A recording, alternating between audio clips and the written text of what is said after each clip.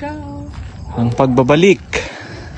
So guys, ito po bagong gawang bahay lamang. Updated price pa po ito. Sinimulan nitong April 14, 2024 at natapos ngayong August 2024.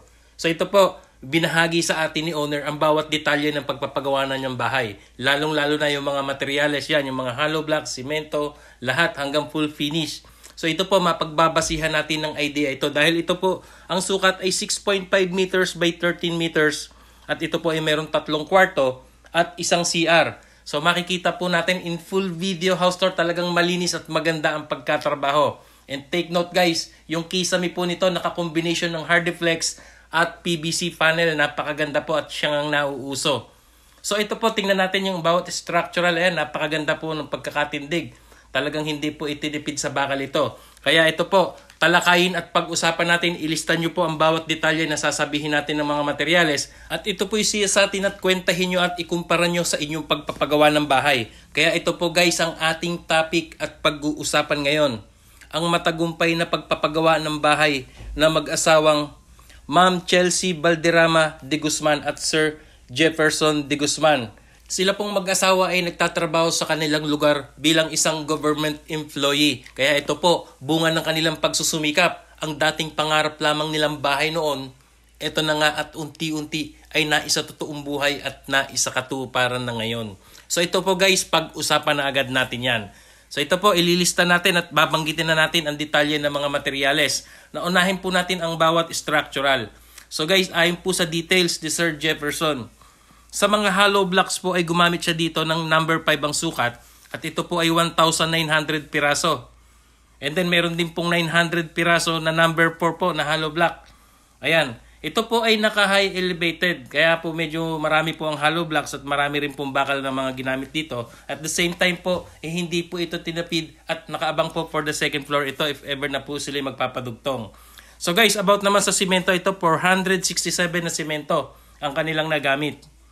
Sa mga bakal po ay 16mm, 12mm at 10mm. Sa 16mm po ay 200 piraso. Sa 12mm ay 217. And then sa 10mm naman ay 764 piraso. And then guys, about naman po sa mga buhangin. Ayon po sa details ni Sir Jefferson, white sand po ang ginamit at nakapagpa-deliver siya dito ng 3 dump truck at 2 elf. And then sa mga graba naman ay 2 elf. So yan po ang kabuuan about sa structural. So dito naman tayo sa finishing. Ayan po nakikita natin, nagkakabit na po sila ng kisame. And then yung mga bintana po ay nakakanto na or naka-ready na for installing ng kanilang mga sliding windows. So guys, ayan po, napakaliwalas po ng bahay na ito. Hindi pa full finish na nakikita natin ito, pero nakikita natin yung forma ay talagang maganda at maayos na. And about guys sa kisame, ayan po, gumamit po sila dito ng metal faring. And then Hardiflex po yung iba, ayan nakikita natin. At naka-combination po ito ng tinatawag nating PVC ceiling panel. So ayan ang pong nauusong design ngayon na combination ng Hardiflex at PVC. So ayan po, ito po yung mga ibang part ng room. Ayan, yung kanila pong mga pintuan, kung mapapansin nyo po, ayan, steel door jamb po ang ginamit. And then ito naman po yung kanilang mga bintana, ayan. Ready for installing na nga po ito ng mga sliding windows. So guys, about po sa ceiling, sa kanilang pagpapagawa, ayon po sa details ni Sir Jefferson, lahat po ito, ayan, kagaya po nung ganyan na si PVC ceiling panel na yan at kasama na ang Hardiflex, ay gumastos daw po siya dito ng halagang 30,000 pesos. Yan, sa pagpapagawa po ng kanilang ceiling. Yan po ay materyales pa lamang. And then guys, sa mga pintuan naman po, ayon po kay Sir Jeff, ito po ay 5 piraso na mga mahogany door. Yan po ay mga panel doors. Lahat po yan ay nagkakahalaga ng 23,000 pesos kabuuan. So ito na po, ayun, unti-unti nang nabubuo ang bahay at nakikita natin, stainless gutter po siya. And then meron na rin po siyang spandrel. So ito naman po ayon sa details ni Sir Jeff, dito po sa spandrel, ang kanya pong nagastos dito, lahat, yan yung nakikita natin yan, ay nagkakahalaga daw po ito ng 30,000 pesos. Yan, yung stainless gutter po ay 30,000 pesos. At yung kanilang mga color roof and steel trusses, worth of materials ay nagkakahalaga ng 70,000 pesos. So yan, kita-kita na yung forma. Ayun, at maayos at maganda, may mga canopy pa. Ayan, no? Kumbaga ito, malaki-laki rin bahay nito. So guys, bali ang sukat po ng bahay na ito ay 6.5 meters by 13 meters. At ito po kinonvert natin by the feet. At lumalabas na 21.6 feet by 43.3 feet. In total of 84.5 square meters kabuuan. Yan, malaking bahay po ito. Ito yung may 3 kwarto. Meron din po itong kitchen and dining area. Isang toilet and bath. At maaliwalas na living area. At meron din po itong porch or terrace. So yan po ang kabuuan ng sukat ng bahay na yan at napakaganda nga po.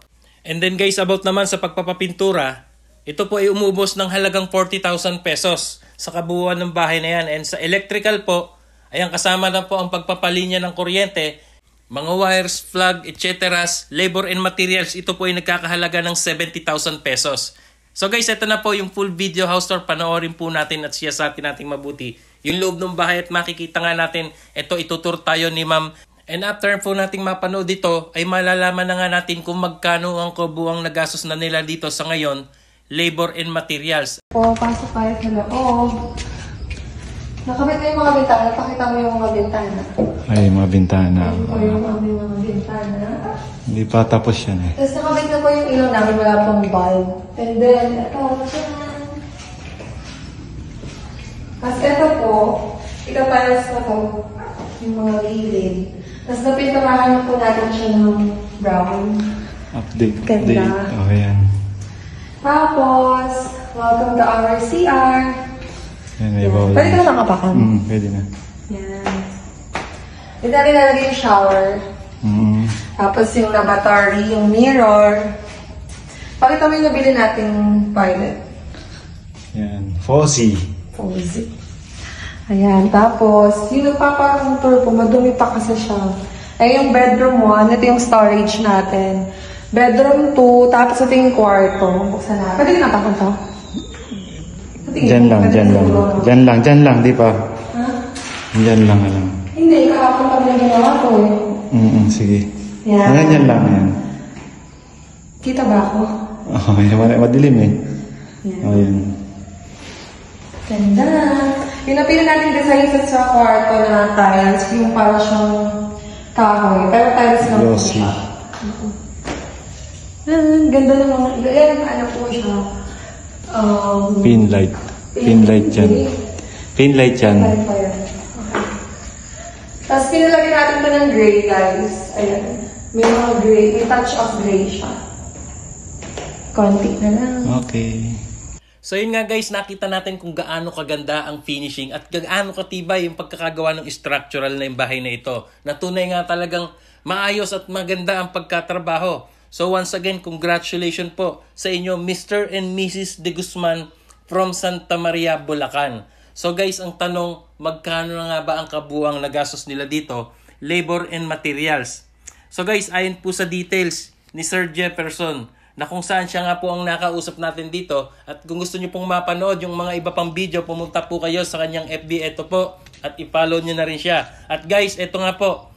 Ayon kay Sir Jefferson, lahat po as of now, simula April 14 hanggang sa ngayong kasalukuyan na August 29, ang kanila na raw pong nagastos dito sa ganitong sukat na 6.5 meters by 13 meters na meron pong 3 kwarto at ganito pong finishing.